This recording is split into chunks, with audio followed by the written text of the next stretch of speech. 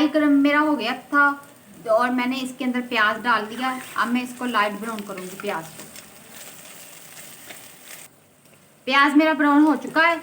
अब मैं इसके अंदर ये पेस्ट मैंने अदरक लहसुन का बनाया है और साथ सब्ज मिर्च और इनको शामिल कर दूंगी इसके अंदर और अच्छी तरह इनको मैं भून लूंगी।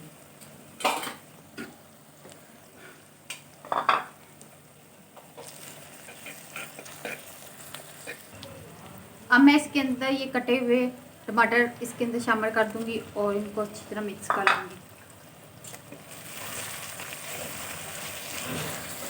अब मैं इसके अंदर मसाला मिक्स कर दूंगी। ये नमक, ये गरम मसाला और ये हल्दी, मिर्च, ये काली मिर्च, दालचीनी, बड़ी इलायची ये शामिल कर दूंगी और इनको अच्छी तरह मिक्स कर दूंगी।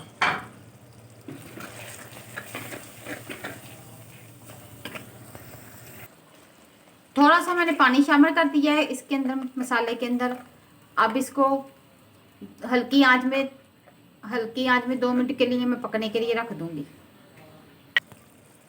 अल्हम्दुलिल्लाह माशाल्लाह से मसाला मेरा तैयार हो चुका है। अब मैं इसके अंदर फ्राई की हुई फिश इसके अंदर मैं डाल दूंगी। बिस्मिल्लाह। ऐसे एक एक करके डालूंगी। अब मैंने इसके अंदर फिश डाल दिया। अब मैं इसको अच्छी तरह मिक्स करके मसाले के अंदर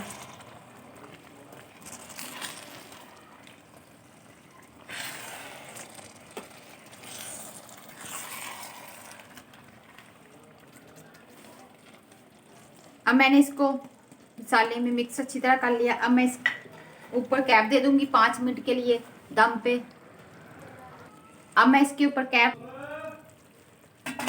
अल्हम्दुलिल्लाह माशाल्लाह से फिश मेरी तैयार हो चुकी है। अब मैं इसके अंदर ये कटा हुआ धनिया शामिल कर दूंगी। माशाल्लाह से इसकी खुशबू भी बहुत अच्छी आ रही है। अल्हम्दुलिल्लाह माशाल्लाह से मेरी मसाला फिश तैयार हो चुकी है।